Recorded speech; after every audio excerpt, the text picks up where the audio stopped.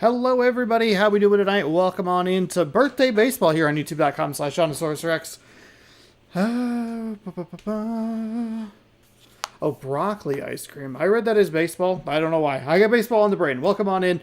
Thank you for joining me today. We have 3 games for you because that's all that is available. But first, I need to tell you, because I was searching around because I was confused by it. If you go to Around the League and you go to League Roundup, and you go down here, and we flip this, and then we go over to like a team like the White Sox, you can see that they acquired Manny Ramirez from the Cardinals for relief pitcher Joe Smith.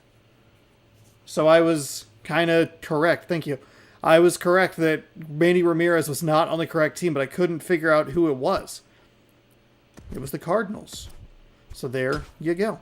Like I said, we have 3 games for you today. Reds taking on the Red Sox.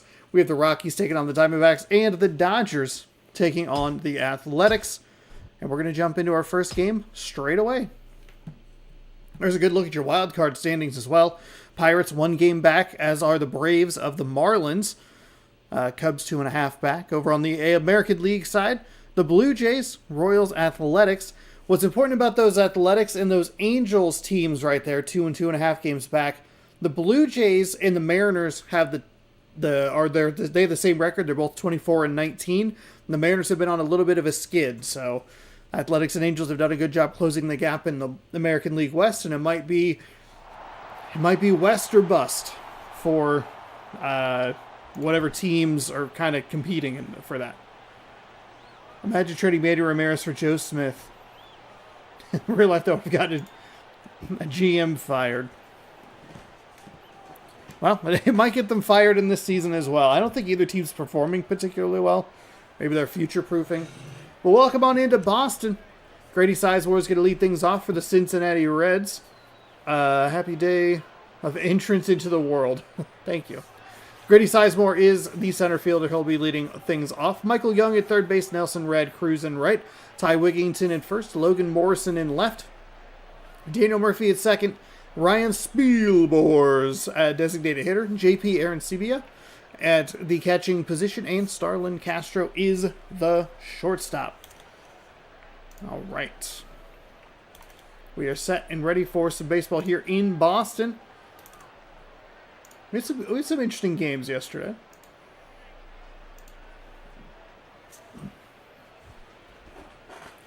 Chin Min Wang is our starting pitcher, 2-6 with a near 10 ERA, 8 games, 19.2 innings pitched, 32 hits given up. Trying to grab the last of that stats. 32 hits, 9 walks, 13 strikeouts. Not great. And to go with a 9.61 ERA feels a little brutal. But let's get things started here in... I like that the Reds are playing the Red Sox. That won't confuse me at all.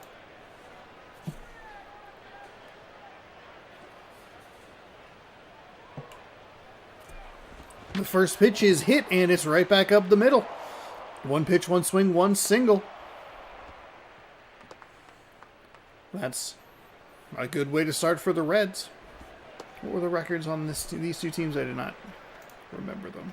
Pop over here. This one.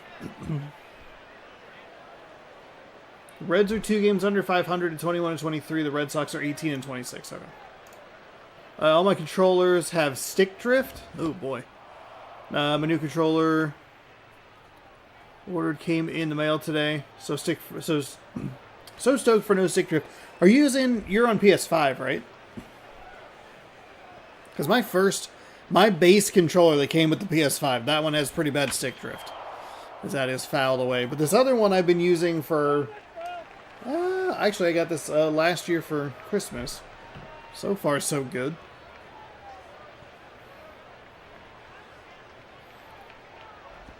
That is fouled away. So 2 strikes to the Cincinnati Reds hitter. Both of them foul balls. It's 1 and 2.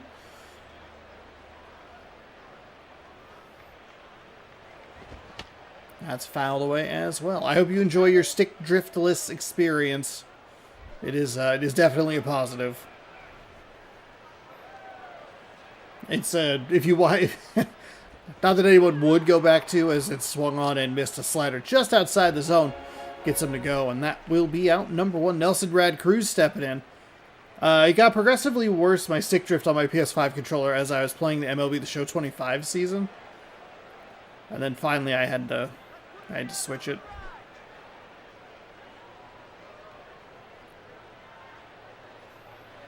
So 1 on, 1 out for Cruz, who takes that one up the middle. It's a nice stop by the second baseman to second, over to first. That's going to be in time for the out. I am a little surprised at that.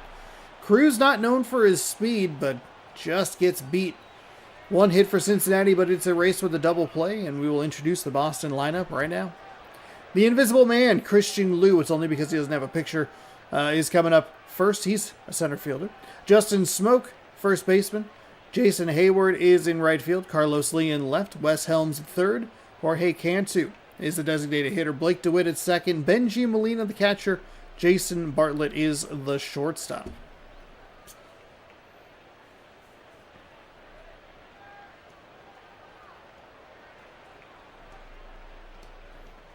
It's really unfortunate that the PlayStation 5 controllers are even afflicted with stick drift. The Switch stuff is really bad too.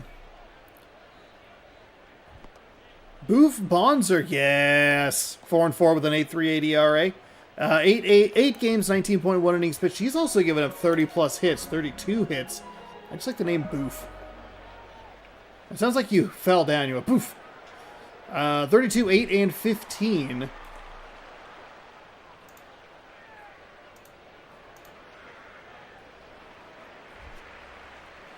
So Christian Liu steps up. It's a couple of switch hitters at the top of the lineup for the Boston Red Sox. Liu takes a swing at that and fouls it off.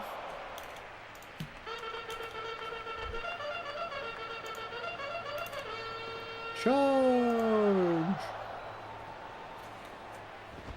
That's, just past the diving first baseman.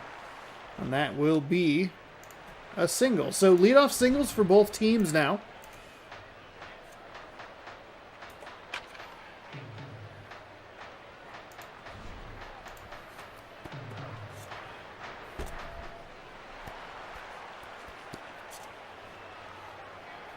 All my controllers said stick drift, new controller. Oh, you already read that. Sean, what are you doing?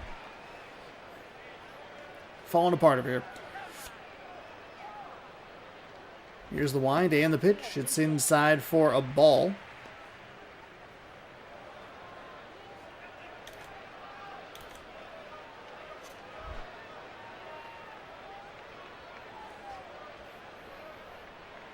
Here comes the 1-0.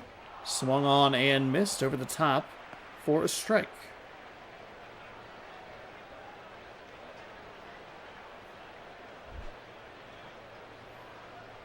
One and one. Right-hander pitches and fires low for a ball. 2-1.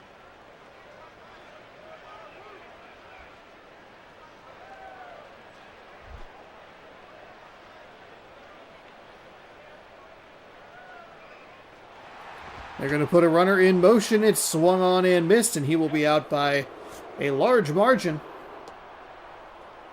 What's going on? What's going, Leaf? I mean, the steals are just... It looks like... Why is he tucking his legs so far in?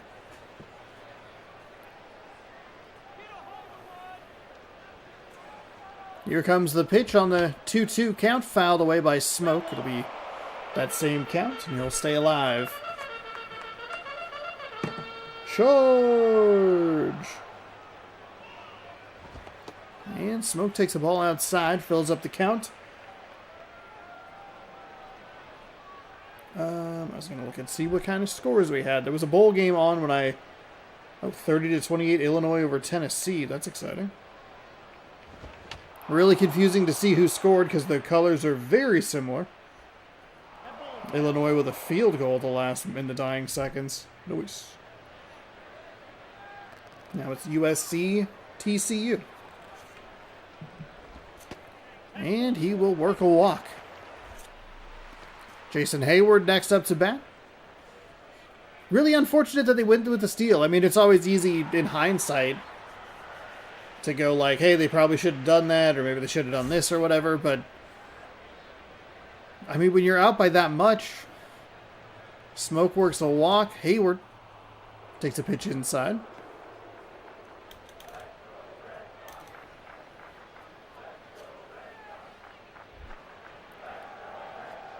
Could be 2-1 with nobody out and a runner in scoring position instead. Just 1 on. Hayward takes a strike at the knees. I don't know if I buy that call. That looked low from our angle.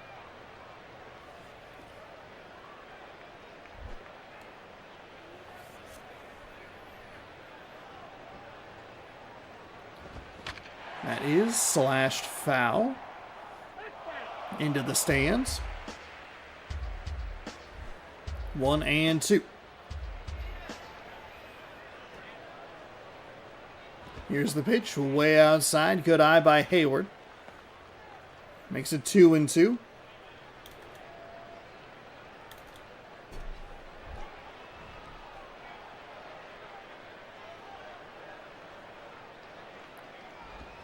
There's a pitch. It's going to go right up the middle. I think the bad call low forced Hayward to swing when on a pitch he probably would have let go because it was a 2-strike count. Instead, he rolls over it.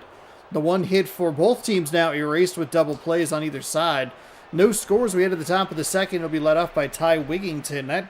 That strike to Hayward, called strike, was not great low with the zone.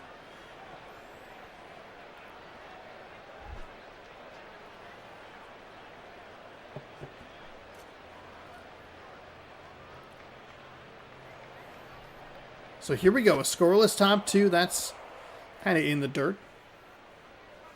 It'll be a ball. 1-0.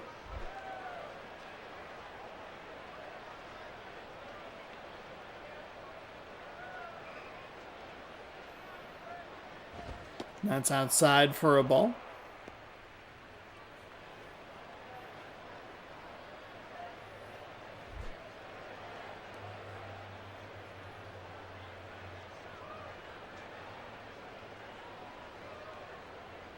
Pitcher winds and fires. That's going to stay just upstairs. I thought it might have been right at the letters, but it'll be a ball. Make it 3-0. This has got to be a hands-off controller. Just take the pitch. And that one does just get the outside corner. It's a little tighter than you might think it would be or expect, or maybe even want it to be. But it is a strike. See if the hitter gets aggressive here. He does. Fouls it away. It was a pretty okay pitch to swing at. It was at least very much in the zone. And we might have a pitching injury here, as we have not gotten this animation before. Kind of swinging his arm around. They're going to have to go to the bullpen. They are going to have to go to the bullpen. So we have a pitching injury. That's going to bring in Guillermo Mota. 15 games with a 3-0 record. 2 saves, a 3.14 ERA. 14.1 innings pitched, and 4 walks to 10 strikeouts. Comes in with a full count, gets him to swing on a pitch that was definitely going to be ball 4, and 1 pitch, 1 swing, 1 out, just in a slightly different way for the reliever who comes in relief of the injured starter.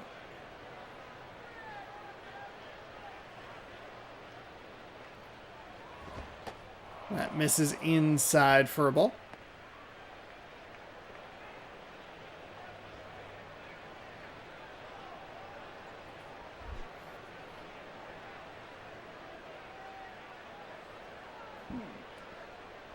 That is swung on and foul.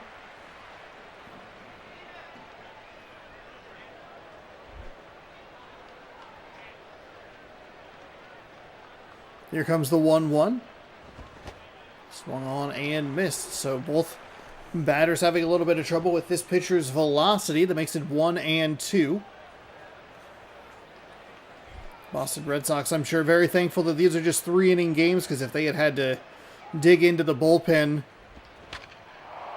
in a full 9-inning game with an injury, that could have been a bad situation for them and set them back with all kinds of All kinds of issues. 1 and 2.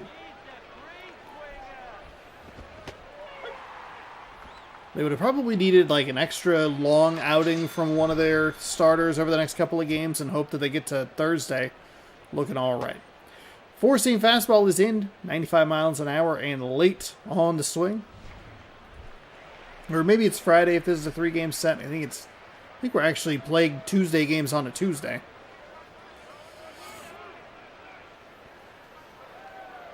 Either way, that's out number 2. And that'll bring in Daniel Murphy. That is outside for a ball.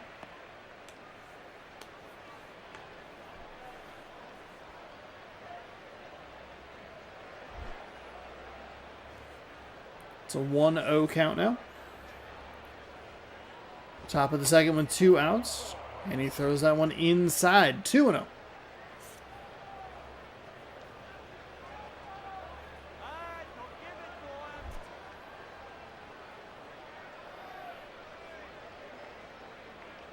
Winds and fires. That's low to make it 3-0. Good patient at bat here from the Reds batter. I think again you'd look at that hands-off controller. Do not swing no matter what mentality is going into this pitch. Here comes the 3-0. And that is a 4-pitch walk. Didn't really give him anything really to think about there. Maybe that last pitch inside was a little close, but with a 3-0 count, there's no reason to swing.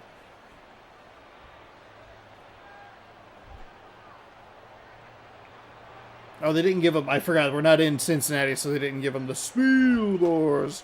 Because I got to hype up the home crowd. Here it's just Ryan, Spielbors. I would like to deliver this as flatly as possible. 0-1.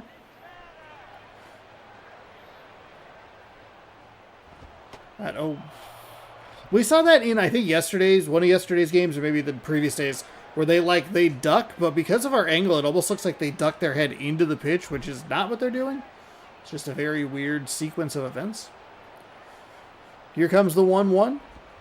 That is hit out to center field. Christian Liu, sometimes it's been an adventure out there, but he makes the play easily out in center. Lee, Helms, and Cantu coming up for the Red Sox. 1 hit apiece. The Reds put 1 on via a walk, but can't do anything with it.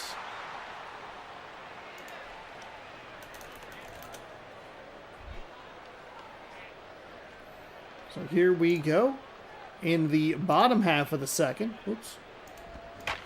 That is hit well, but foul. Or at least a good sound coming off the bat. Hit well sounds maybe a slightly incorrect way to say it. This game also only has like 3 sounds off the bat, so it's not the most... Maybe not the most impressive thing for me to point out. That one's fouled off. Just got it off the end of the bat. It's going to be 0-2.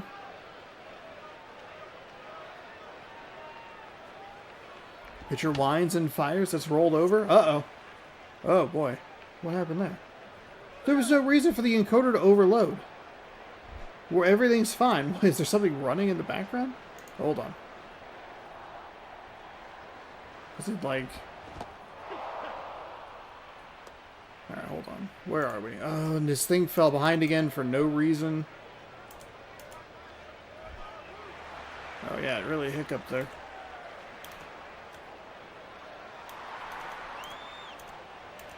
Okay, good. This computer is falling apart at this at this very moment.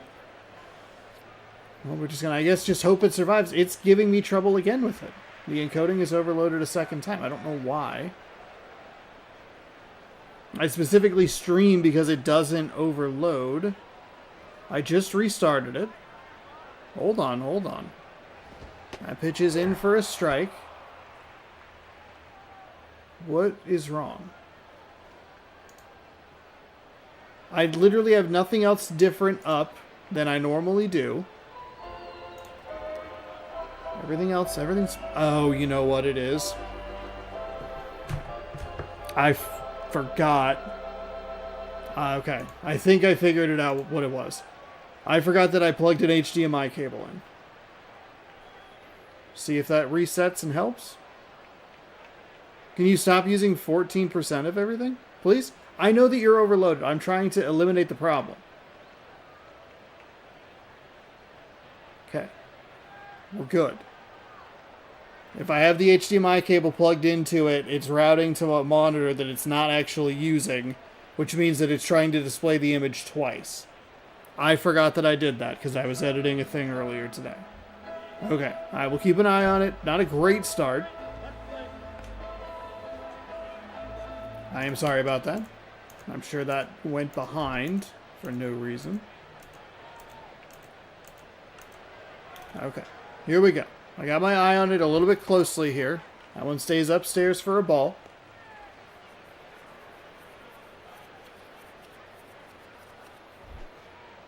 Makes it 2-1. Bottom two, where we have one out. That's outside.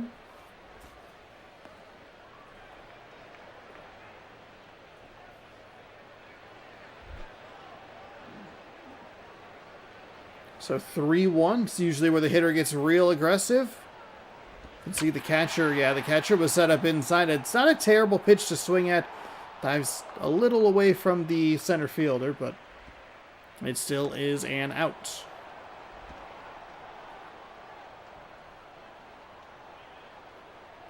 Plenty of time to get under it. A nice, relatively easy play for the center fielder. Jorge Cantu steps up.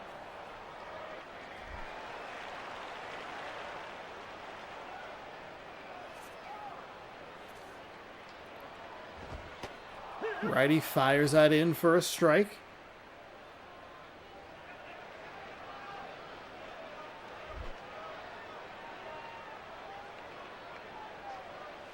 Here comes the 0-1.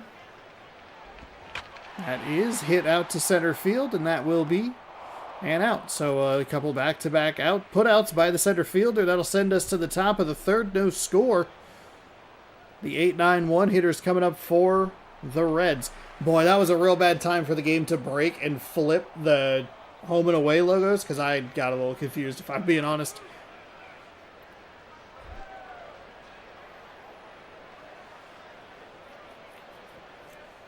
Here we go. Top three.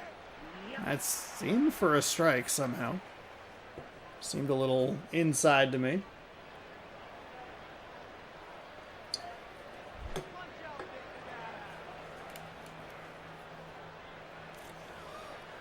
The righty winds and fires. It's low for a ball.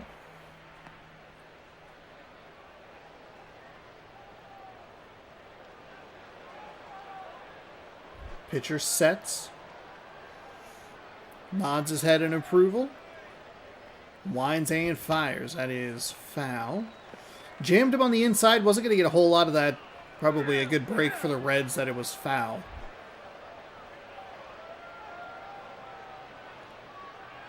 Count is now 1-2 as the pitcher winds and fires. That is outside, and a swing and a miss for strike number 3. I think there's a bit of a funk in his release that seems to be giving these batters a little bit of trouble.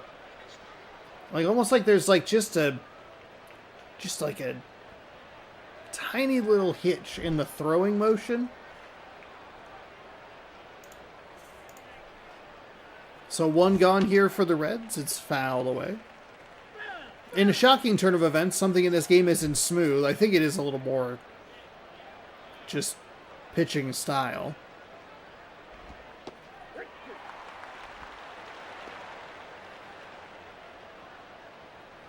That's in for strike number 2. 0-2. One out here. The wind and the fire is driven up the first baseline, foul.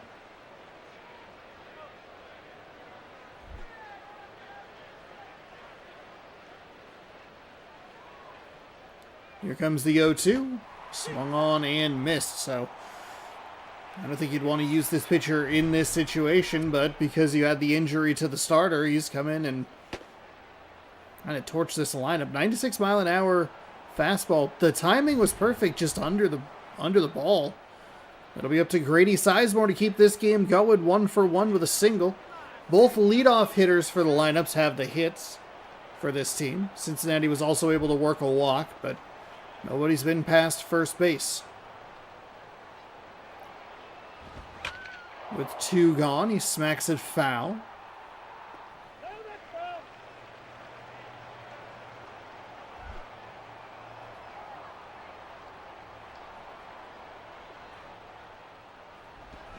Oh, and 1, swung on and missed.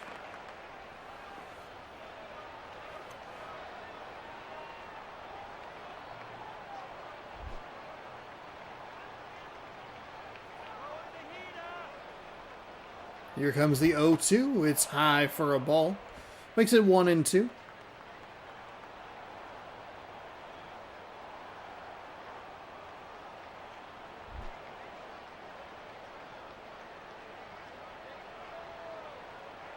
Here comes the 1-2. It's in low for a ball. Getting a little too cute here, playing with the edges a little too much. I think that's especially frustrating against this lineup that has not been able to catch up to him. They had the one perfect swing timing, but his location was so good that he got it over the bat. He's trying to play these edges of the zone. Oh, pardon me. Not able to get that swing and miss. That one's driven out to center field. Gets near the 379 marker, and it is a double.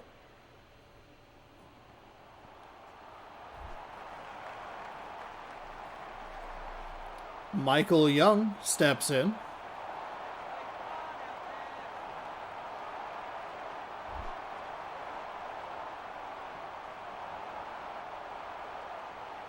So the go-ahead run on second. First hit against this reliever who had to come in for the injured starter. Takes a look at a ball to make it 1-0. That is going to be dropped into right field. How aggressive are they? They are going to send him. Right fielder is up with the ball. It's a strong throw in, but the cutoff is going to throw off any potential at getting that runner out at home. It'll be 1-0 Cincinnati.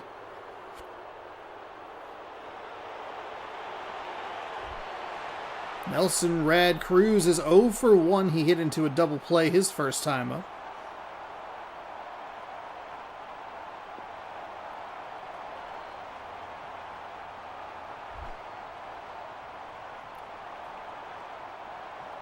Here comes the 0-0. Oof, hit well foul.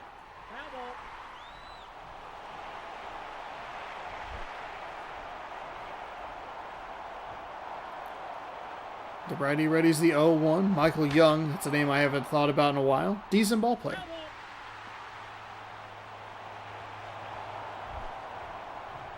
Oh and 2. That is outside for a ball. Okay. Seems like the HDMI was the problem with the pitching earlier. That's good news.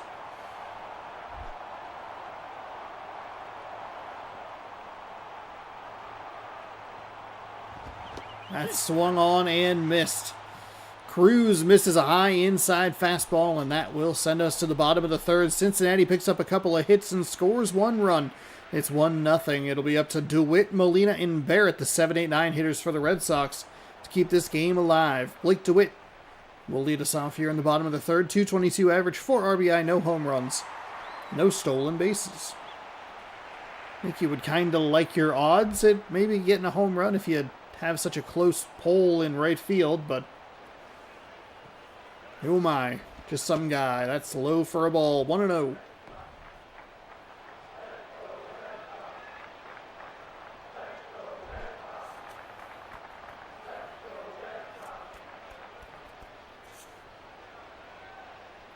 Here comes the 1-0. It's going to be hit right to the third baseman.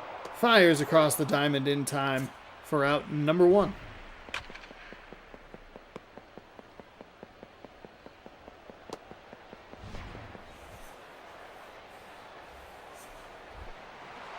Benji Molina batting .352 is our next hitter for the Red Sox. 3 home runs, 7 RBI on the season.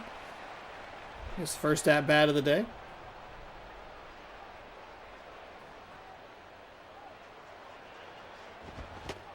Thought about it, but gets the strike call and gets high and inside.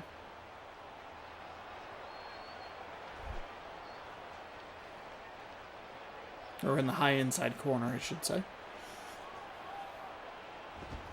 That is foul up the first base line. For some reason, they're taking a look at it, but that's the earliest the umpire has called foul in that camera angle all season long. 0-2. It's going back up that first base line. A much more delayed call there. Foul ball. See if this starter wants to throw this a little further outside. It appears that he does, but he leaves it hanging a little bit over the plate. And that will be an out to right field just before he hits that warning track in the corner. Nelson Cruz, the right fielder, makes the play. All right, Jason Bartlett. He has a .333 average. 0-2-2. Home runs, RBI, and stolen bases.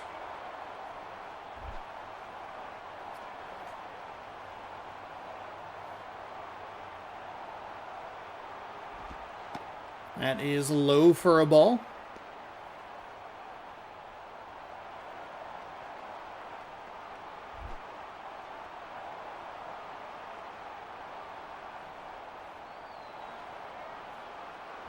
The pitch is in, and that should do it. First baseman waves everybody off, and it just kind of stayed up there for a while. I was waiting for it to kind of come over to the first baseman, but you take a couple steps in, and that will do it. It'll be 1-0 Cincinnati over Boston. To open things up here for us. Cincinnati trying to stay alive in a very crowded National League Central. And the Red Sox, it feels like they are fading fast in the NL East. Boof Bonser, your player of the game. 3 innings, 1 hit, 1 strikeout. He improves to 5-4, drops Guillermo Mota, to 3-1. Did a good job, though, in relief of the injured starter. And that will do it for game number 1. Bam, just like that. We're out of here. All right, scroll on down. Let's fix this thumbnail while it's loading. Don't forget, if you're new and you'd like more, subscribe, ring the bell, you'll be notified. If you're having a good time with the content, give that video a thumbs up, because it helps the channel out. Free and easy way to help the channel out. Let's drop into game number 2, which is going to be the Rockies and the Diamondbacks. A little divisional matchup. This one's actually a much more interesting game than I realized it was. The Rockies have been so good all season long, and the Diamondbacks and the Padres specifically have been a little more middling. The Giants, and the Dodgers, less sorry. They have not gotten off to good starts. They tried to make it interesting, but they faltered too often to really take them seriously as contenders. The Diamondbacks entering this series are back 2 games. That's it. It's a 4-game set. If the Diamondbacks win 3 out of 4, they can even this record up and make it an interesting race down the stretch here in the National League West. Colorado's 25-19. Arizona is 23-21. If the Diamondbacks go 3-1 this series, that would put both teams at 26-22. Isn't that fun? Shane Victorino is the center fielder. He'll be leading off for the Colorado Rockies. Stephen Drew is the shortstop. Torrey Hunter in right. Carlos Pena at first. Mark Reynolds at third. John Jaso is the catcher. I apologize. Juan Rivera is in left field. Bill Hall at second. Michael Saunders is the designated hitter.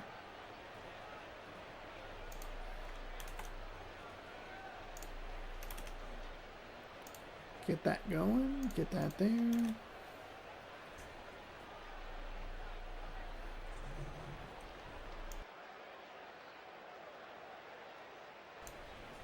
Here's your starting pitcher. It's Livan Hernandez. 2-5 with a 5.79 ERA. 18 innings in 8 games. 38-13 hits, walks, and strikeouts. Technically 18.2 innings, but who's counting?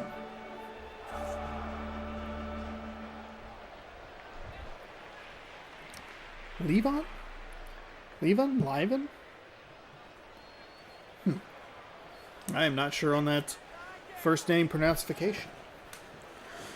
But welcome on into Arizona. Diamondbacks and Rockies ready to get set in a divisional matchup. One of these two teams, I think it's the Rockies, are done with their division after this. Diamondbacks have one more series against the Padres. And then we really thin out how many division matchups we're getting in the last month of the season. It was really front loaded for divisional matchups. That is in for a strike. If there was a game, or if there was a game that had this built in like already, or just had the option. What am I trying to say here? Here comes the pitch. That is hit up the first base line. It'd be nice if this game had like a custom schedule option, or just had like a way to like click around to go like I'd like this a little more even or a little more balanced. That'd be nice, because I think there's a way to do it where you could probably spread out the division matchups a little bit more throughout the season while still getting a lot of the other interdivision, interleague, all that stuff happening. Here comes the 2-2. That is a strike three called on the outside. Looked like it was a pretty good pitch. It looked like a ball almost the entire way, and then just kind of broke and hit that outside edge. So one down. And that'll be foul up the third baseline.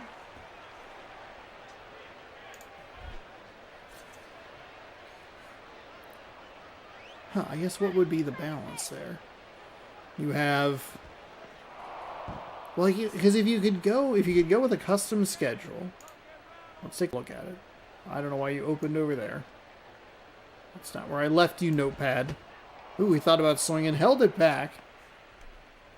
So your ideal custom schedule would be what? We have 82 games, maybe like 104. 82 actually is working real well for us.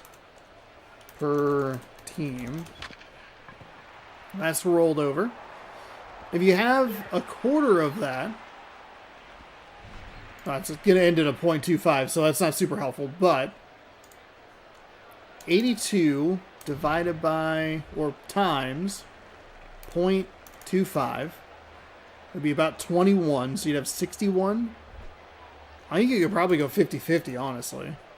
You have 82 minus 41 division games. That's 10 games per. Or do you just go flat 40 to make it real easy? So you'd have 42 divided by 5, 10, 15.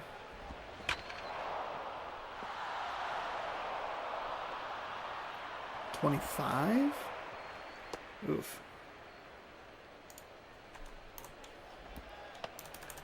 1.68? That doesn't do you any good. What about 104, though? You go 104, because that's an option in one of the games. But how many... The question is less how many games is it versus how many days does it take. That gives me something to think about. That is smashed. But foul. Foul the moment it left his bat, but it was a good sound coming off the bat. It's 0-1. 2 outs. That is outside. Runner dives back to first.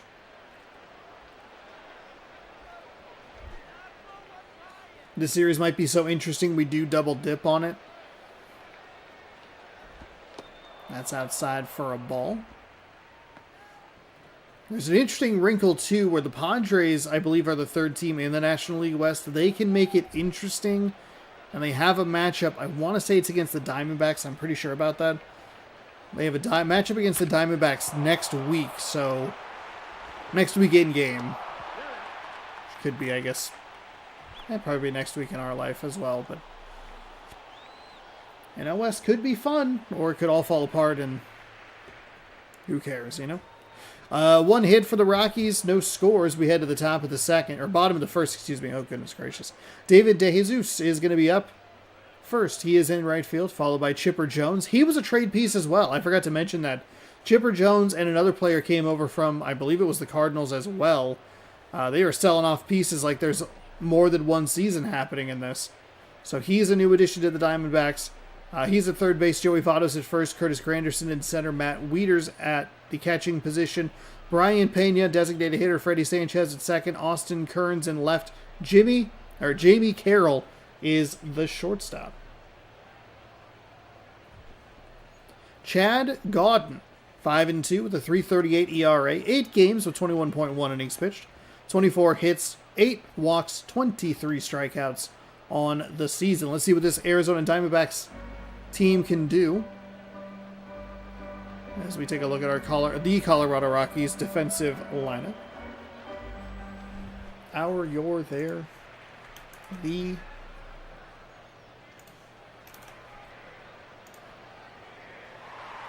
Jesus. I really put too much emphasis on his last name. Like, I syllabalized it too much. Oh my goodness. You can see where the catcher was reaching. That was going to be high and outside. It'll go foul. 0-1. The righty winds. He'll fire that pitch. Foul as well. That'll make it 0-2.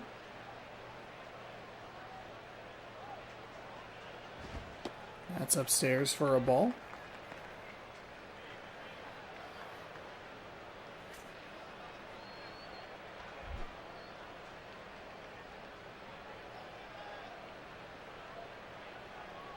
Here comes the 1-2. It's inside. This pitcher does not look great right off the rip. He is all over the place, a little wild. Maybe if the Diamondbacks are patient enough, they can punish him for a mistake. Here comes the 2-2. Swung on and missed.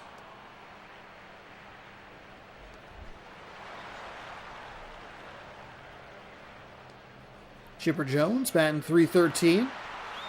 I believe we had the Diamondbacks yesterday. I just didn't make the connection. Ramirez, for whatever reason, really clicked that he was on a different team, but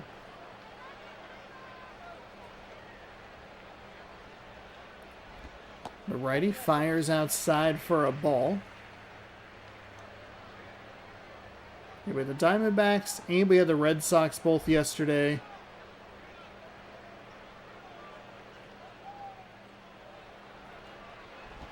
But that's okay. You know what? Sometimes that's how it goes. Especially when you have, you only have 3 games to select from, so.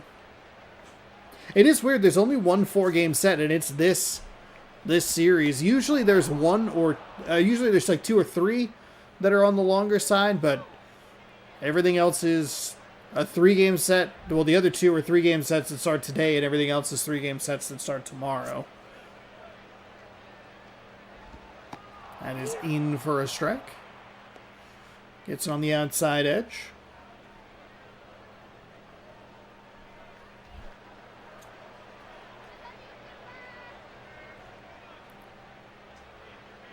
Here comes the 2-2. It is hit up the first baseline foul.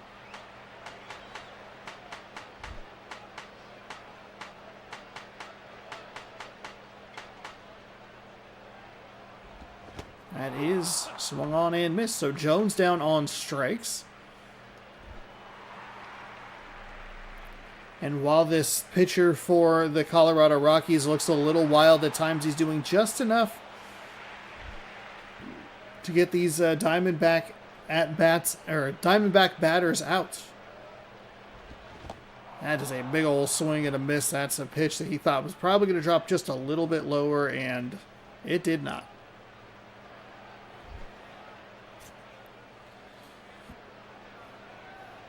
Oh and 1.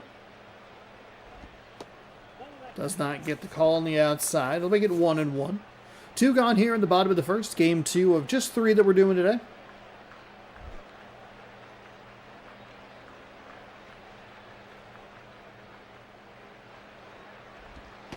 That's upstairs.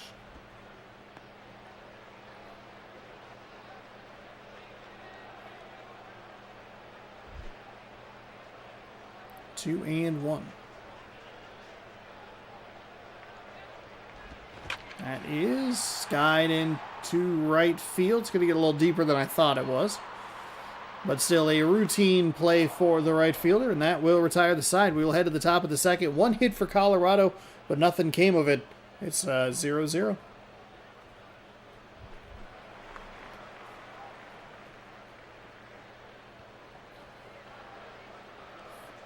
Mark Reynolds is batting .274.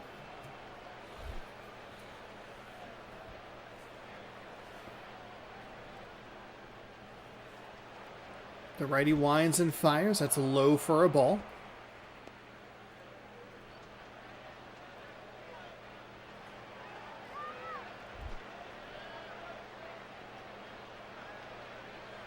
Pitcher shakes his head.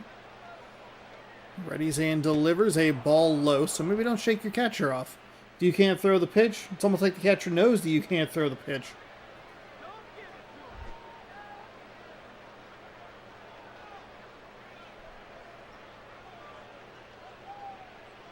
Here comes the pitch. It's rolled over foul, third base side. Makes it 2-1 to the Rockies hitter.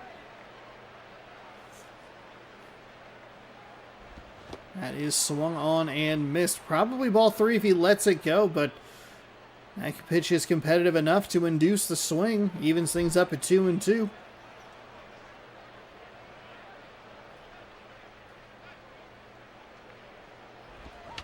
And he leaves that one.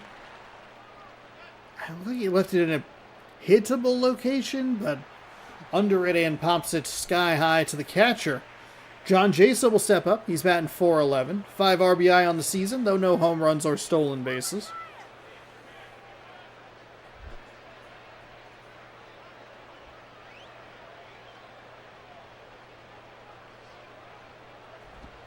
That is foul.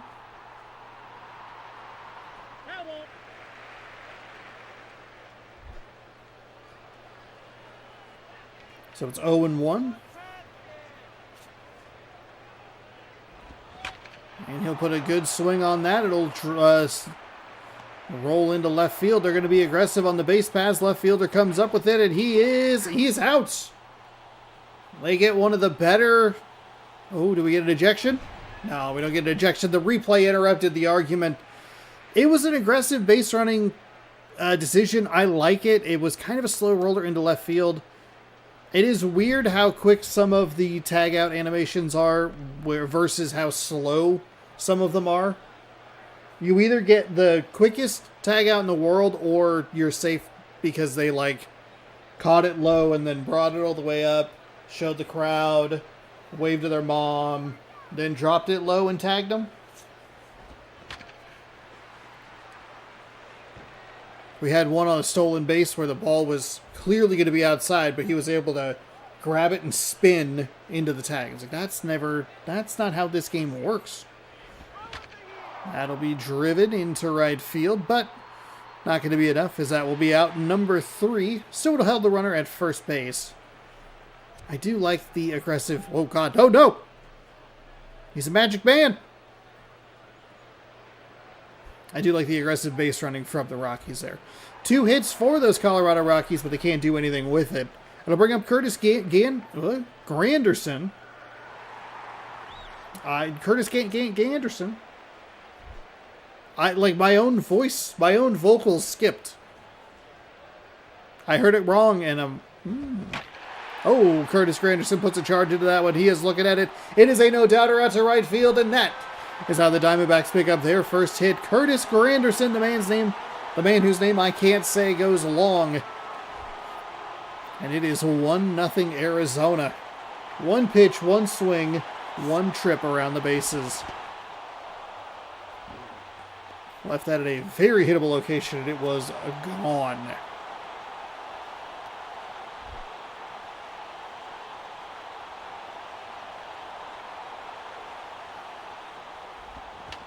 That's rolled over foul.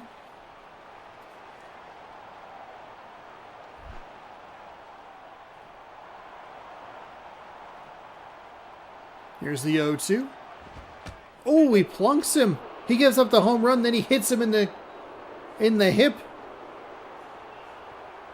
Shakes his head sassily as he struts back to the mound. This pitcher has been wild all game long. It was more than likely that he was either going to give up a mistake pitch, which I don't know that pitch on the home run was a mistake pitch in the way that I was thinking it was. Like, obviously it was a mistake to throw that pitch because he crushed it. But it wasn't like some of the curveballs he's left a little up in the zone, but he's also been a little wild. So he was either going to make a mistake or he was going to hit somebody. He's done a little bit of both here in the bottom of the second inning. 1 on, nobody up. And that's right back to the shortstop. Kind of a bad break for the Rockies, if we're being honest. The shortstop was in perfect position right there. It would have been an easy double play. Maybe you tell him just, hey, take it right to the chest. Don't do that. Just get the out. It's 1 away. Double play still in order. That's on the outside for a strike. 0-1.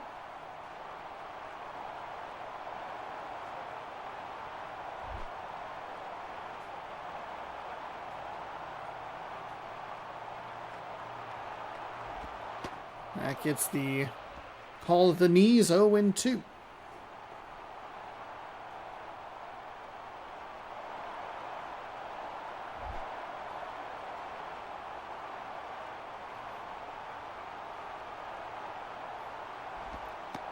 That one misses low and inside. Nice recovery by the catcher there to make sure that that doesn't get to the backstop and allow him to advance to second easily.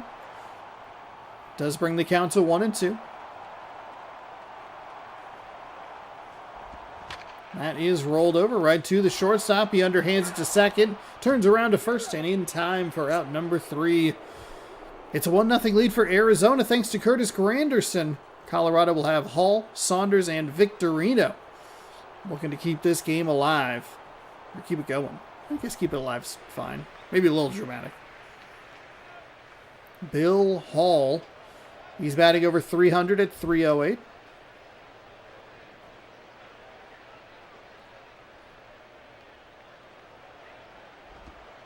That's outside for a ball.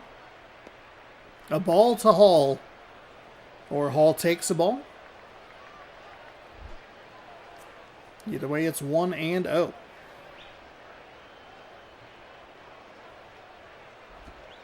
That's low. 2-0. Not really the pitching performance you're looking for in an opportunity to close out a 1-run game.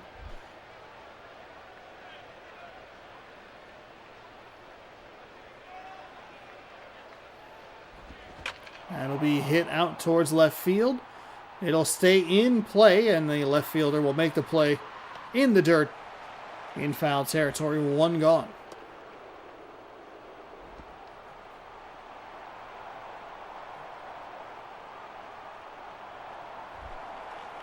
Michael Saunders has a .361 average, 1 home run, 8 RBI. No stolen bases.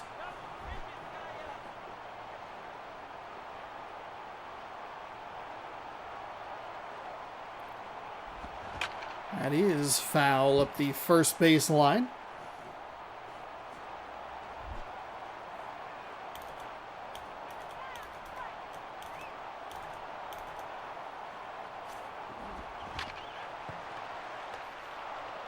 A little too hot to handle for the second baseman. Doesn't matter. He still gets the throw off in time to get the runner. It'll be Shane Victorino last chance here for the Rockies, whose division lead has been slimming. It hasn't been the most noticeable thing because it doesn't feel like that the Diamondbacks or the Padres have really asserted themselves in some of the weirder results for the Rockies. But it's a great opportunity here for the Diamondbacks in a 4-game set. They are going to try to run to second again. The left fielder a little bit slower. He was a tick or two slower coming up with that ball. That's the difference between safe at second and an out.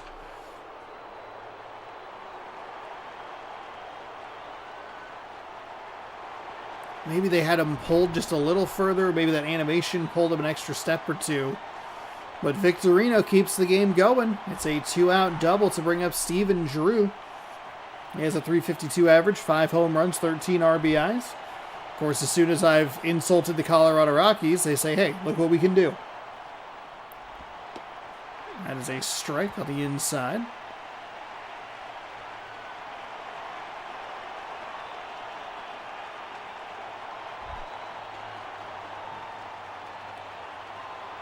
Oh, and 1.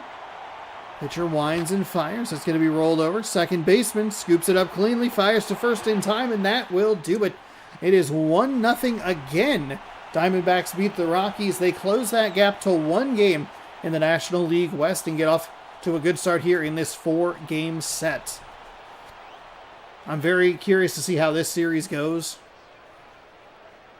especially if it's 2-1 Diamondbacks going into that 4th and final game on in-game Friday. Should be Monday, I guess, for us. Thursday, Friday, Sunday, I think would be the day. But that will do it here from Arizona. 1-0 for the second consecutive game. Do we go 3 for 3? We'll find out here in just a little bit. Hernandez gets Livan? Hernandez, he gets the player of the game. 3 hits, 1 strikeout in 3 innings pitched. He improves to 3-5, drops Chad Godden down to 5-3. Granderson's 3rd home run of the season is the lone run in the game, and the lone hit for the Diamondbacks, who don't do anything else. Huh. So that would be the example of those 8-9 hitters. This is actually, it's a perfect example. The Diamondbacks had the 1 hit. It was the home run. So they only sent up the minimum number of bats you would need in a 3-inning game. Sunday. You're paying for the full seat, but you'll only need the edge. And that's why some of those 8-9 hitters can be a little funky sometimes. Are those numbers real? Are they fake? Probably real. Because, boy, do we not see a lot of games that have 1 hit for 1 home run and 1 run. Kid seat still just $5. All right, so here we go. Game number 3, our final game of the day already. Wow. We are cruising through this one. It helps when we get those short 2.5 inning games. Really makes up for when we get 8-inning monstrosities. Well, welcome to the Oakland Alameda County Coliseum. The Oakland Athletics are 22-21. Los Angeles Dodgers are 20-23. Oakland looking to make it a little bit closer in the American League West. The Dodgers, let's just hope they have fun. 3-inning legend Juan Pierre is a designated hitter. He will lead off for the Los Angeles Dodgers. We know him as a Colorado Rocky. Carlos Beltran in center field. He will be next. Ryan Braun in left. Adam Dunn at first. Michael Giancarlo Stanton. Giancarlo? He's in right field. Ryan Dumit at the catching position. Wilson Betemit at third. Gordon Beckham at second. Cliff Pennington is the shortstop.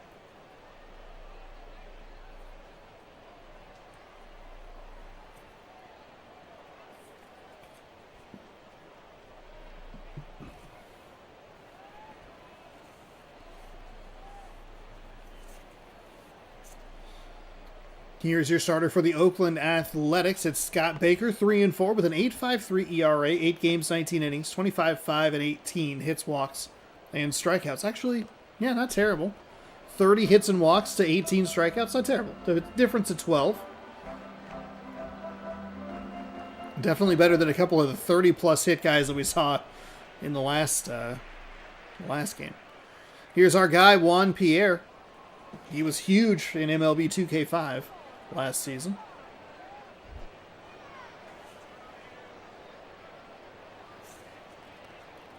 As we have a green-blue matchup, nice color matchup, and Pierre will put down a bunt, but foul.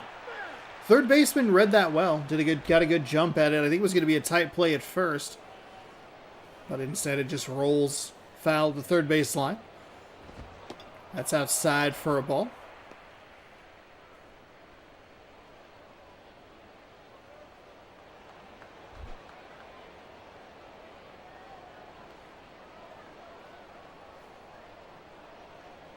Here comes the 1-1. It's low for a ball. Makes it 2-1.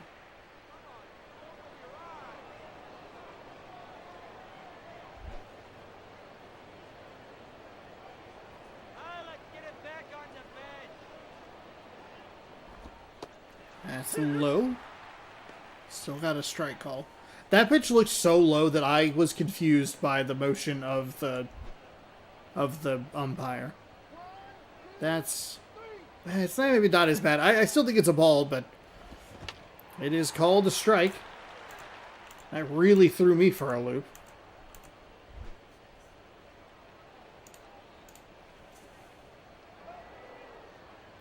Here comes the 2-2 pitch.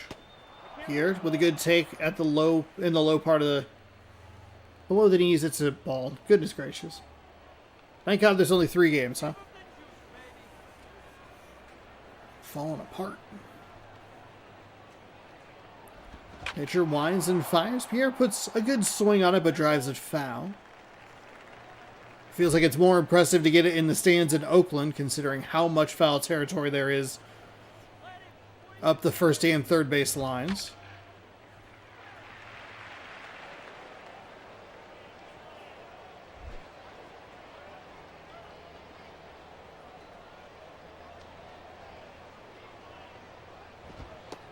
Ooh, Pierre gets called out on strikes on the outside edge. That is a really well-located pitch. And we get maybe the most unhelpful angle we could. I thought that was going to be a ball, and it was a good take by Pierre, but just at the last second, just clipped that corner. It'll bring up Carlos Beltran.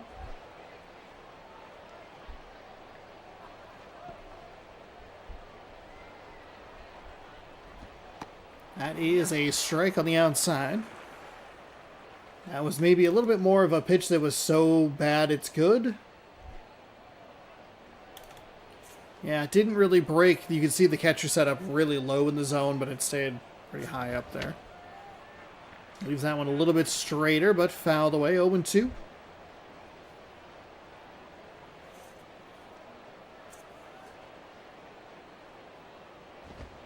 That's low for a ball.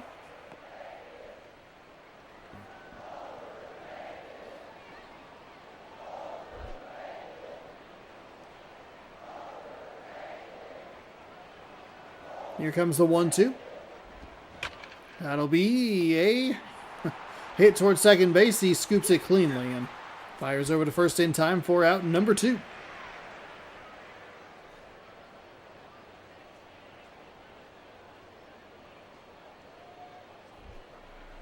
When you see any of the infielders running toward the ball, it just kind of... You really got to wait for them to get a hold of it and throw it before you can confidently make a call on that. Because they run past it or bobble it so frequently. Or dive over the top of it. The righty fires that in for a strike.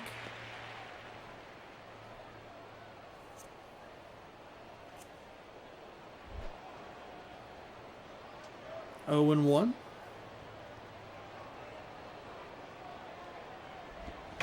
And he is hit well to third base. That somehow at some point skipped and hit the ground. Doesn't matter. The throw was in time. And that will do it for the Dodgers in the top of the first. Ellsbury, who we haven't introduced yet, we'll introduce you to the Oakland half, the home half, coming up right now. Jacoby Ellsbury is in center field. He leads off from the left-hand side of the plate. Vlad Guerrero in right. Kevin Youkilis at third. Adam Lind at first. Hideki Matsui is in left field. Kila Kaahue, I think I got that. I can kind of hear it in my head. He is the designated hitter. Clinton Barmas, he is the shortstop. Jose Lopez is second. Brian Schneider is the man behind the dish.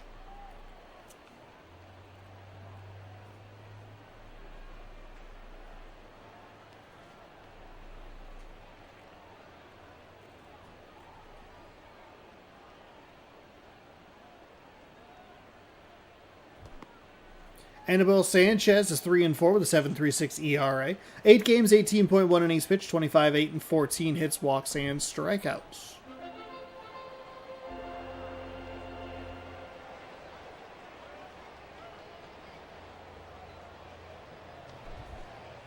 Jacoby Ellsbury, batting .259. No home run, 6 RBI, 3 stolen bases.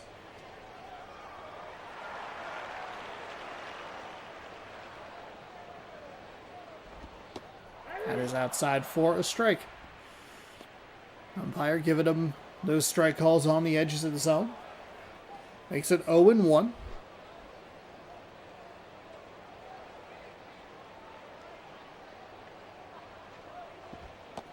Curveball misses low for a ball. 0-1. Or 1-1, excuse me.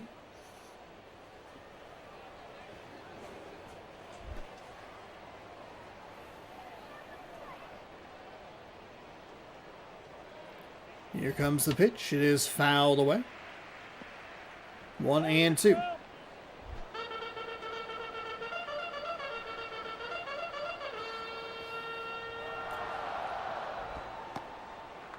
Trying to get that outside corner again, but couldn't come up with it. It is a ball.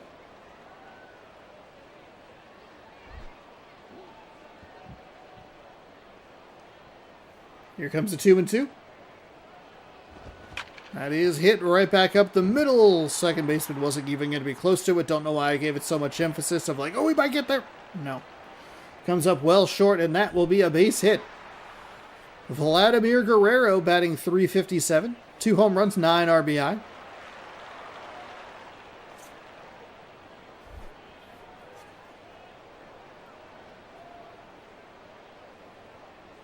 See what Guerrero can do. He takes a ball low.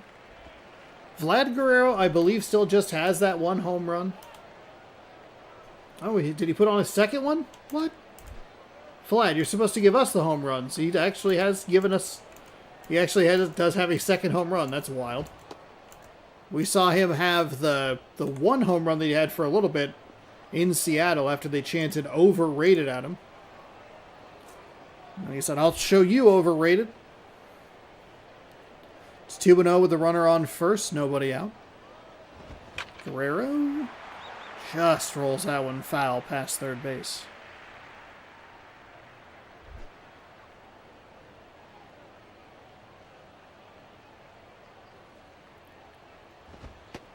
Oh boy.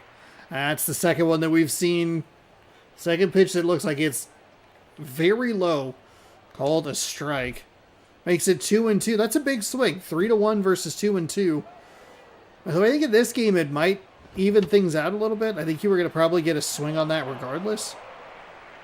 So well, you'd still be ahead 3-2. You put the runner in motion to try to avoid the double play. Guerrero fouls that one off.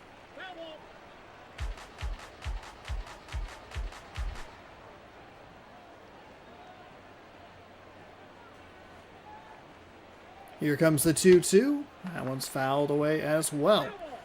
Really trying to work that outside edge. Guerrero stayed with him, at least made contact and stayed alive. And gets the swing and miss. Put him in a bit of an auto swing mode there. Must have just changed the speeds just enough. I mean, Guerrero was really just barely getting pieces of the ball.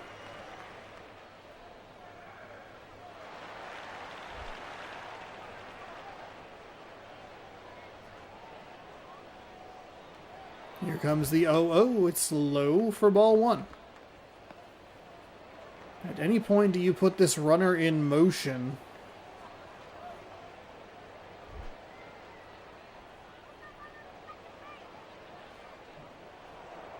Yeah, we'll check on the runner. It's going to get... Oh, my goodness. Oh, my goodness. It's going to roll all the way. They're going to go first to third. We're stuck in this camera, but he's... Oh, my gosh. I was getting ready to signal safe because he's always safe. That's the worst result we've seen so far. Just kind of hucked it. And this is the only stadium where you really cannot miss. There is so much ground out there. And instead of, like, staying where the first baseman or the catcher can get it, rolls out toward the right fielder, they didn't have to put him in motion. Now Youkilis with a bunch of different ways to try to get this run in to take the lead. 2-0. That is not how you want to do it. That is going to be a very easy out at first. The defense gets to play its normal depth, and it'll bring up Adam Lind. 306. 4 home runs, 16 RBI.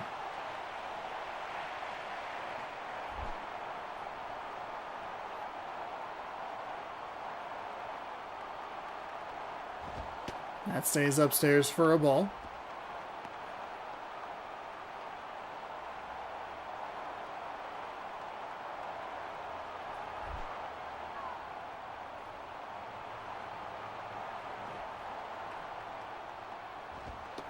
That's inside.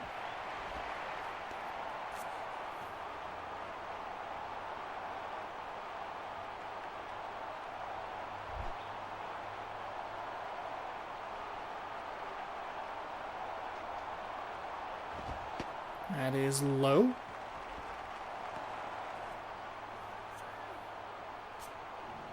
Perhaps a little rattled after missing the first baseman. It's a 3-0 count here. Hands off controller. Gotta let it go. He will put a swing and drive it foul.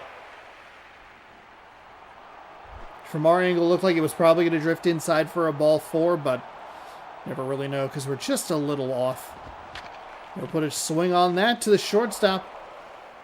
Huge missed opportunity for the Athletics as they cannot get that run to come across. It was an error or an errant throw from the pitcher to first base, and then all of a sudden you have a runner on third with just 1 out. It's a pop out and a ground out that thwarts the threat. Adam Dunn, 339 average, 5 home runs, 13 RBI.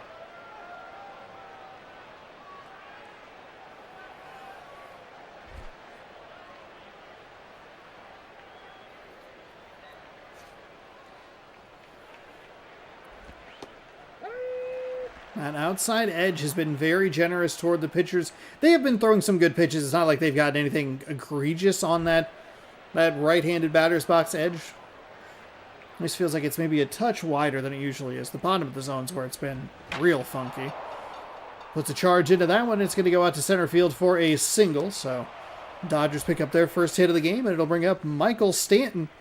267 average, a home run, 15 RBI on the season. It does have a stolen base.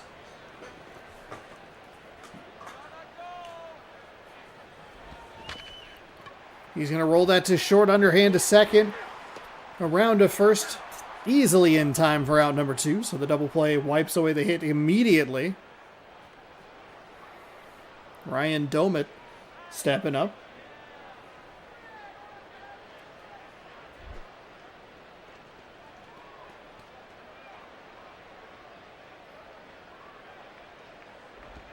That is low for a ball.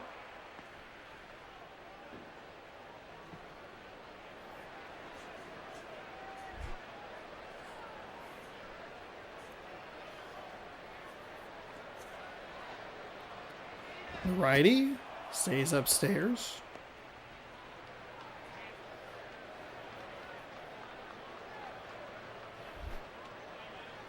Makes it 2-0.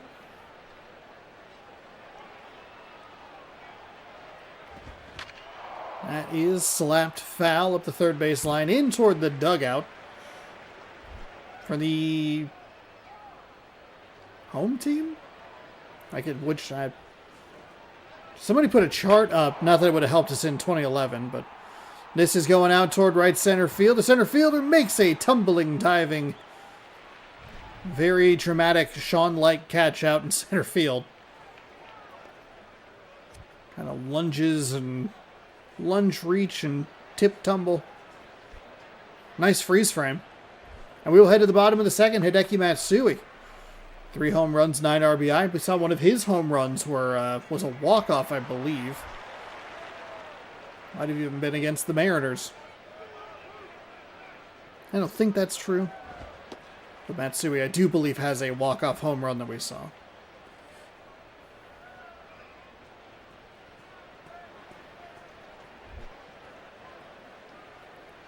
Does a good job taking the pitch inside. Makes the count 1-0. That That gets the inside edge. Make it 1-1.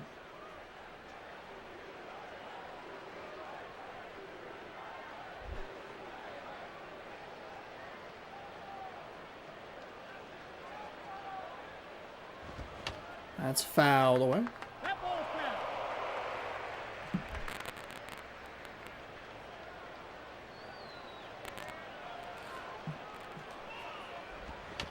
That's fouled away as well.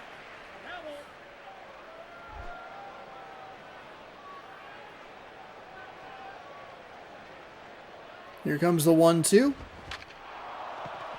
Matsui gets a little far under, a little underneath that one. Going to drive it out to the shortstop in left field. Keila Ka'ahue.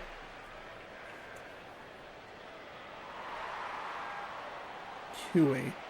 I knew I was a little wrong on that. Well, no, I thought I was right. I thought I had it pretty good. It's definitely improved. We're better at it.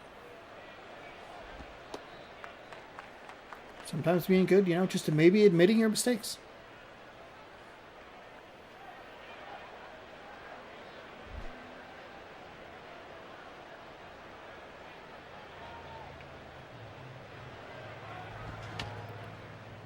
That one is fouled off. Here comes the 1-1.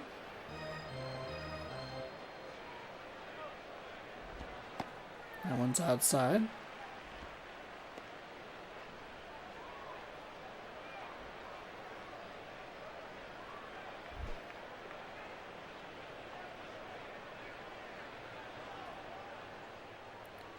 Here comes the 2-1. That is rolled. Oh, my goodness. Almost rolled past the first baseman and almost beats the pitcher. That's a funky out for the Athletics. It'll bring up Clint Barmas.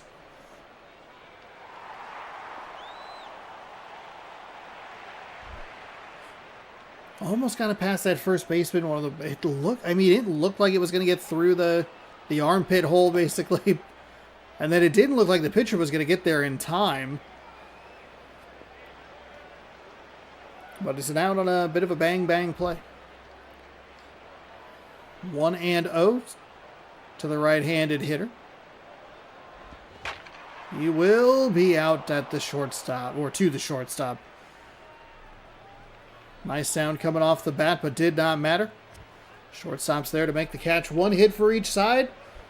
The Dodgers have committed an error, but it didn't matter. Wilson Betterman is going to step up. 391 average, 2 home runs, 9 RBI.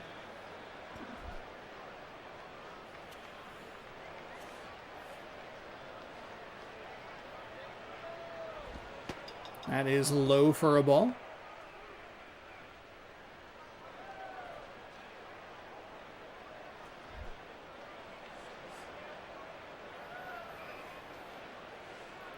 One and 0. Pitch is in. Looks like it was going to get that outside portion of the plate. It's a swing and miss, so it doesn't really matter. It's a nice pitch on the outside to make it 1-1.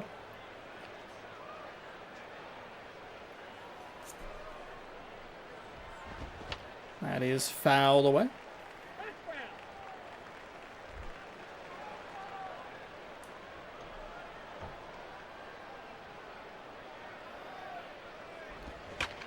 Righty winds and fires. That's driven up the third base line into left field. Is he going to take the turn at first? He will not. He did not have the speed.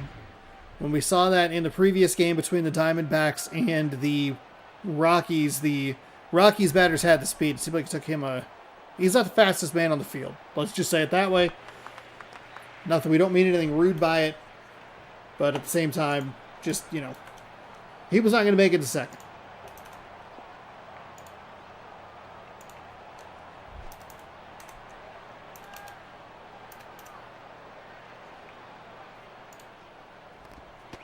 That is outside for a ball. So there's a runner on first. Los Angeles looking to take a late lead here in Oakland. Nobody's out. That's outside as well. Good eye on both those pitches. I think the first one looked a little better than the second one, but still not a terrible second pitch. 2-0. And a great take there as that stays upstairs to make it 3-0. I mean, to put a runner in scoring position, I think you got to take hands off controller. See if they can... That's a big swing right there. He's lucky he missed that. If he makes contact with it, it's probably straight up in the air. It's an easy bad out. An easy out for Oakland, a bad out for Los Angeles. Instead, the swing makes it 3-1. That's exactly what I was talking about. Wow. That is a horrible... I mean, it's a good job by the pitcher. He stayed up in the zone, committed to that. And that was just...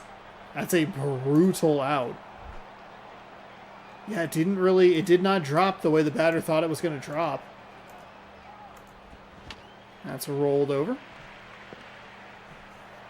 And it gives the Athletics exactly what they want. Now a double play gets them out of the inning.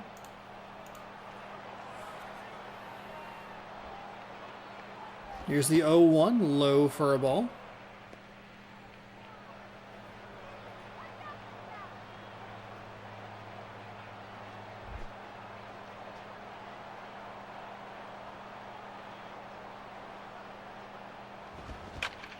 Oh, no.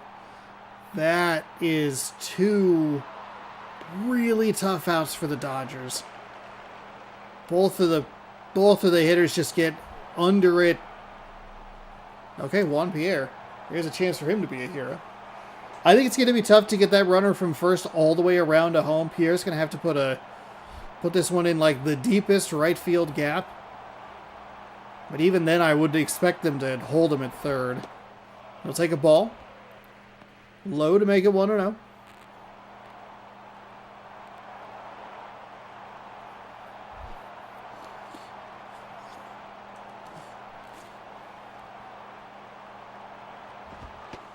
That's outside, I guess? I don't know about that one.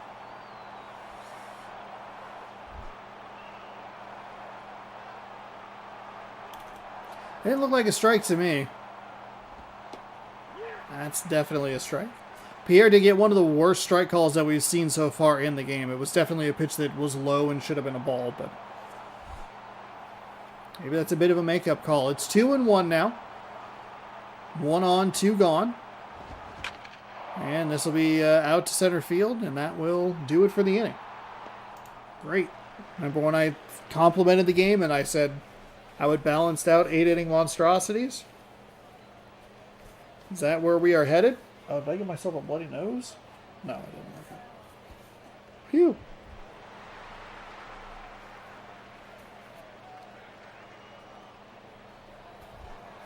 Jose Lopez.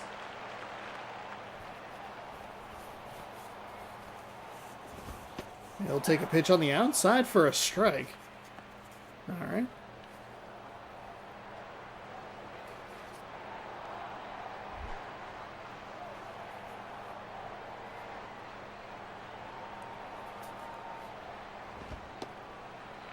Tries to go back outside, but misses. That's a ball. Maybe a little too cute there.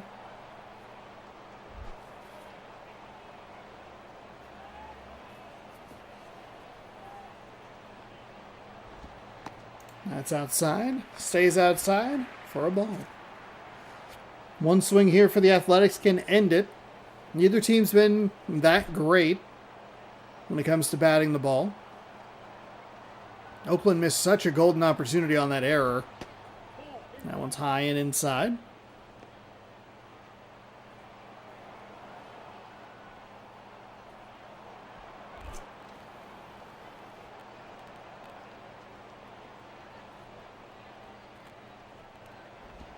That's a strike on the outside edge.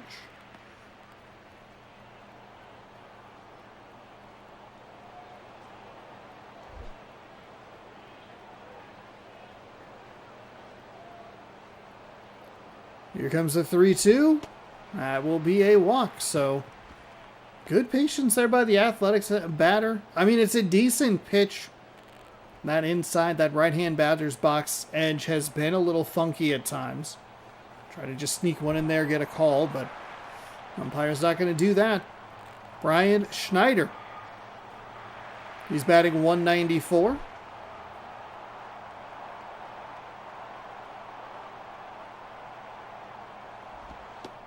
Ooh, probably just took the best pitch he's going to see. That looked hittable.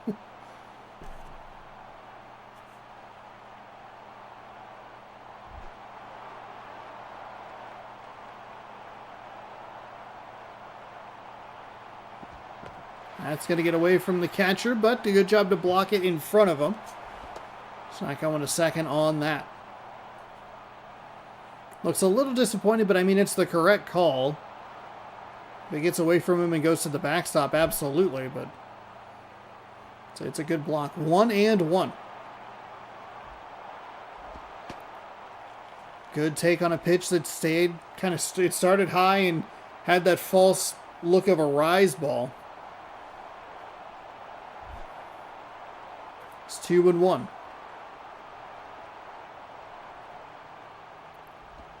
That pitch is going to get past the diving second baseman. He will hit second and stay there. Didn't really get deep enough. It's good, smart base running here from the Athletics.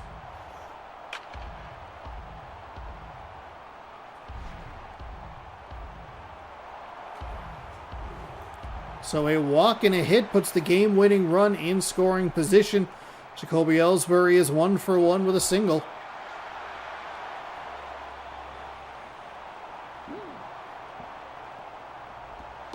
That is a strike on the outside. That very edge that I keep talking about. Gets the call there. 0-1.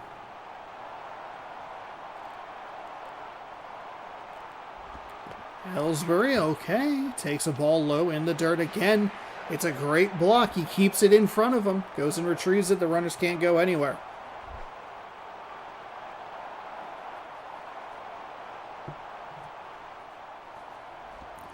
Ellsbury fouls that one away.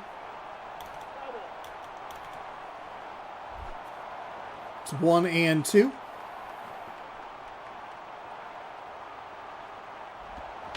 And punched up the third baseline, but foul. Keeps the count 1-2.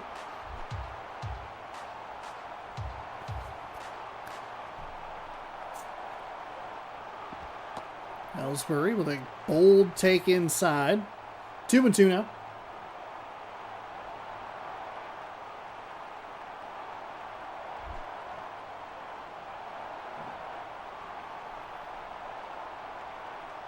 Here comes the 2-2. It's a bit of a bold take on that part of the zone that's been a little wide, it feels. Fills up the count. Here comes a payoff pitch. And it'll be rolled to the shortstop. Gloves it cleanly. Underhand toss. He's out at first. Oh my goodness. Oh, we'll take a look at that replay. It's a slow roller, the underhand toss. It turns pretty solid. He might have just been out. That little lunge might have got him. The game-winning run is 90 feet away, but Rynel? Pinto's coming in. 12 games, 2-1. I tried to hear the first name, talked over it. 2 games, 2 saves, 6.35 ERA, 11.1 innings pitched, 5-14. It's going to be up to Vladimir Guerrero. He's 0 for 1. We cannot look at the replay because they brought in a pitcher. All right, well, I guess take a look at it yourself and let me know. I'm guessing that he's going to be out on the lunge by about half a step. Oh, my goodness. A loud start to the at-bat, and it's 0-1, foul. They brought in a lefty, interestingly enough, to face Vladimir Guerrero. That's a strike, okay. Vlad must be a little bit taller than I was anticipating. That was an exclamation out of me.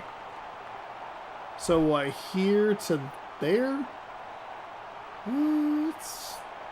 It's close. It's probably a strike.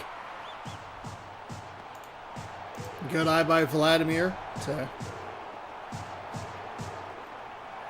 make sure to take that pitch for a ball. 1-2.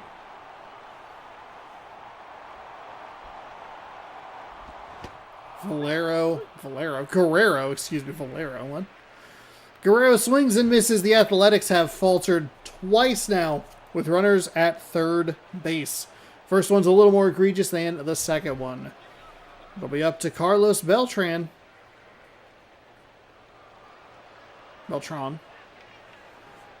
As he is ready to start the top of the fourth. I jinxed myself. I jinxed me. Oh my god, I'm already annoyed. We're only in the top of the fourth. This is one of those games that they only have 2 hits, and there's just horrible missed opportunities. The pitches that the computer is electing to swing at versus what they're letting go is baffling.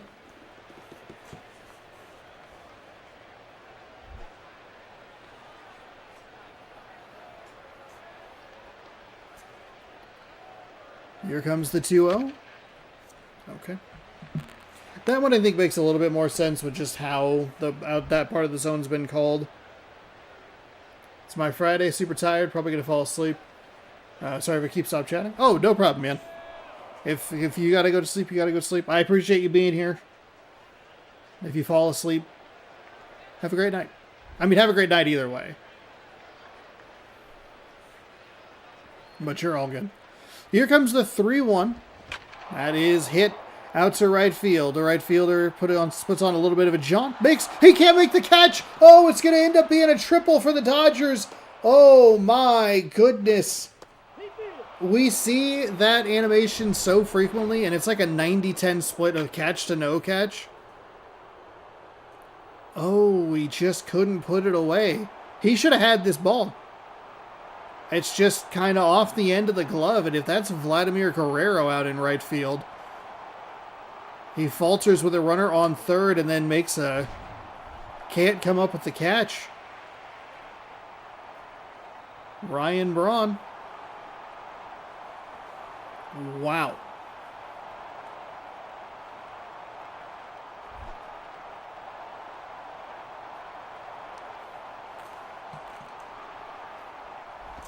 That's outside for a ball.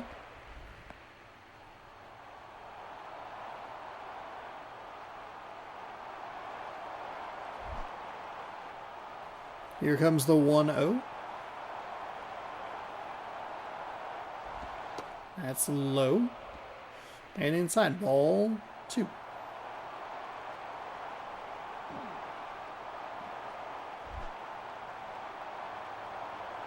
Ryan Braun. That is going to score the go-ahead run. Single out to left field. And that will put the Dodgers ahead 1-0. Athletics have got to be kicking themselves twice now with runners at third base. And if you want to take it even a step further, they had a runner at second with nobody out.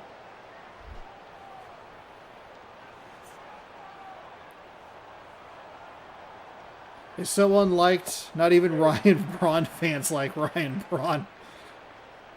I'm a Ryan Braun fan, but I hate him. Well, hey, don't do dumb crap. It's pretty easy.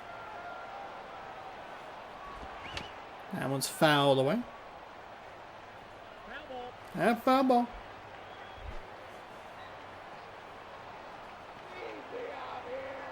Ooh, it's an easy out here. Did you hear him? He taunted you.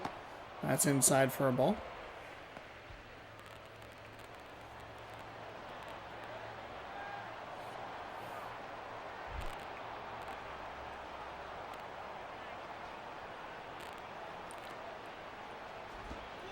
That misses low. Ooh.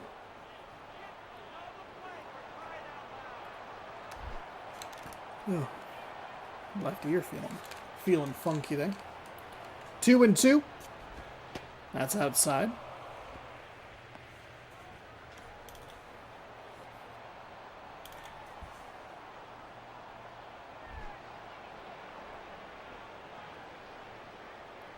So full count. Here comes the payoff pitch. Nobody out. That is foul up the third base line.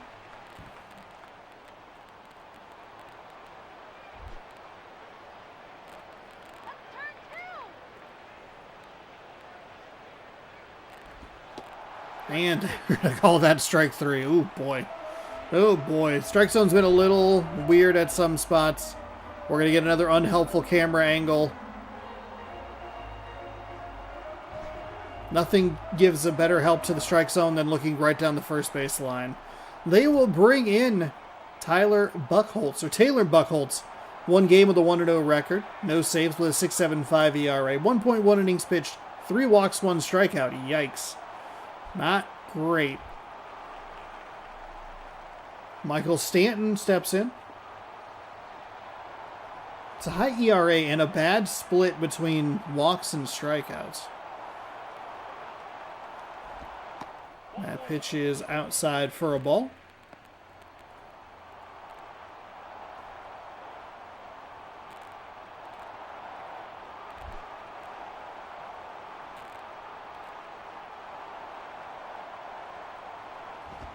The 1-0 is low. Makes it 2-0.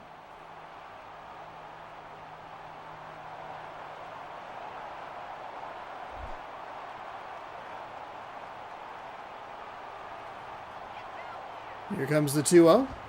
Swung on and missed to make it 2-1. Good pitch there by the Athletics pitcher, whose name I've apparently already forgotten. Get in the strike zone, get the swing and the miss. Put yourself in this count. 2-1. And swung on and missed again.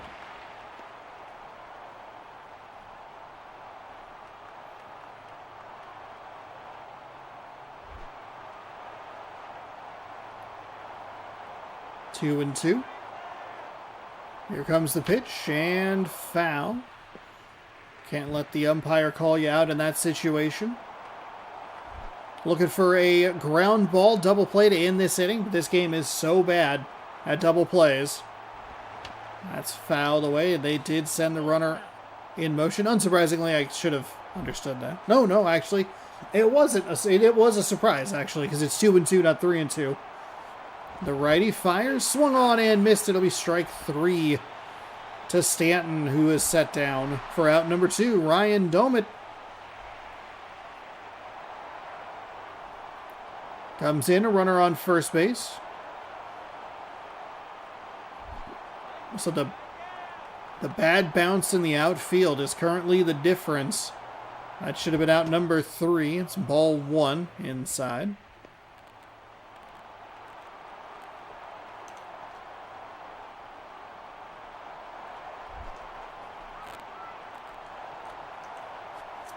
One and 0.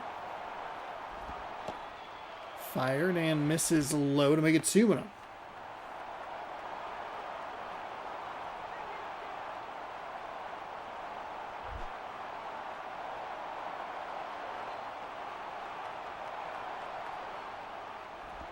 That 2-0 is low.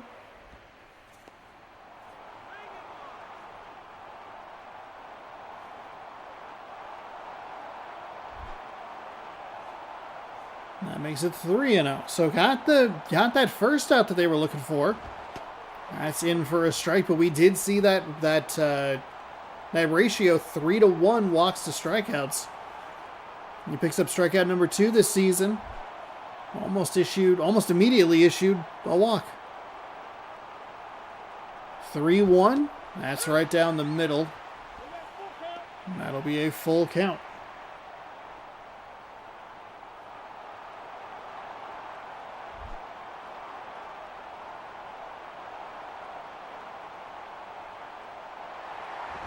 The runner is in motion, but it's hit right to the first baseman. Steps on the bag, and that will retire the side. They are able to score 1 on after the triple. Triple and the single. But they strand the runner at first. 1-0 as we head to the bottom half. Euclid Lind and Matsui coming up. A bloop and a blast can send these Athletics fans home happy. If they aren't able to come up with anything, it would be the 3rd consecutive 1-0 victory today. That is low for a ball.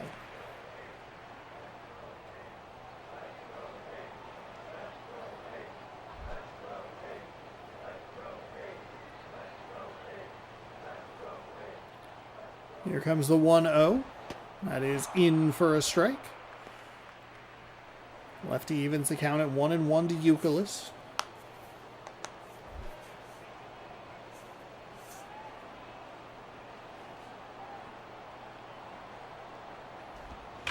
That'll be hit out towards right field.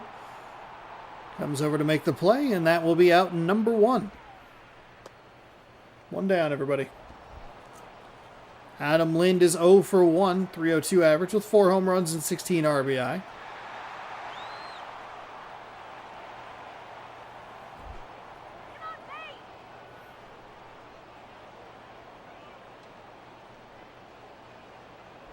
The lefty to Lind. And that one is fouled off. 0-1.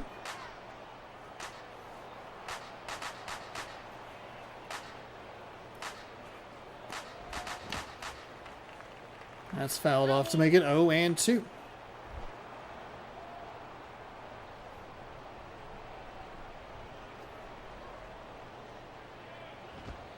That is inside for a ball.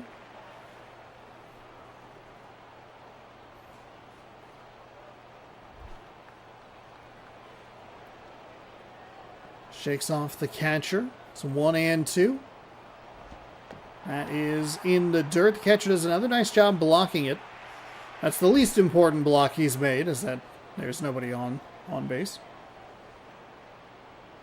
Here comes the 2-2. Fouled up the third base line. He'll stay alive and see another pitch.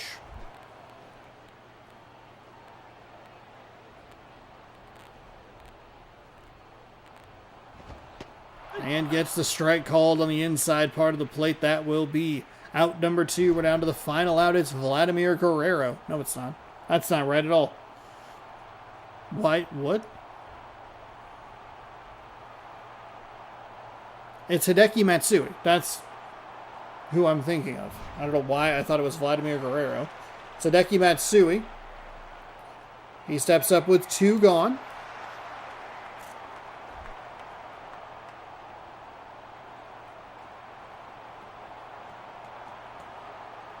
It's another lefty-lefty matchup.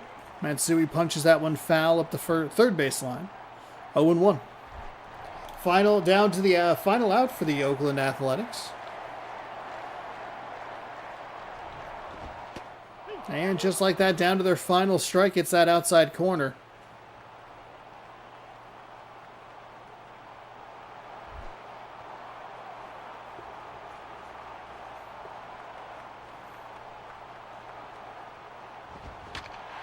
Matsui puts a charge into that one with foul.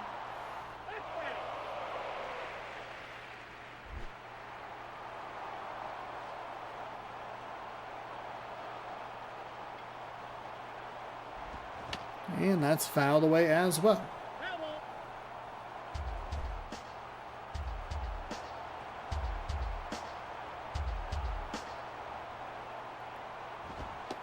That is inside for a ball.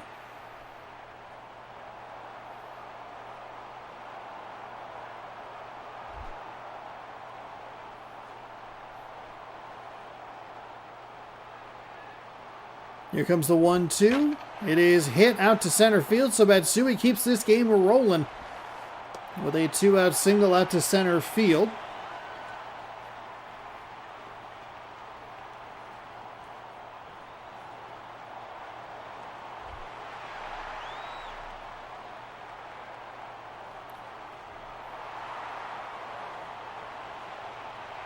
Kahui? Kind of sounds like Kahui.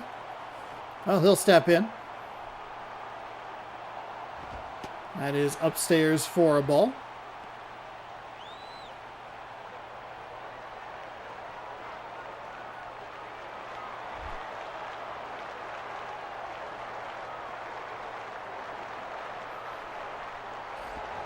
That'll be rolled over. Second baseman scoops it up cleanly, fires to first in time, and that will do it. So, Each game ends 1-0. It was away 1-0, home 1-0, away 1-0.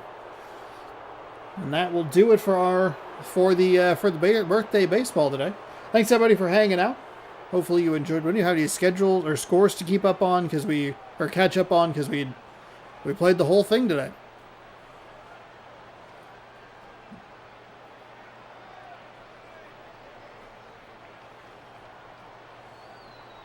The Athletics have got to be kicking themselves because they had multiple opportunities with runners on third base. They just couldn't come up with the hit.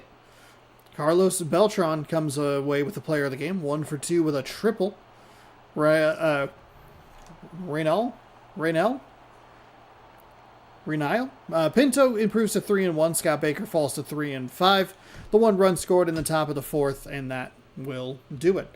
Thanks everybody for hanging out. We're going to get a save here after the game loads, and we'll head on out. Short one today because we only had 3 games. Kind of nice the way that worked out. We had the All-Star game on Christmas, and then we get this on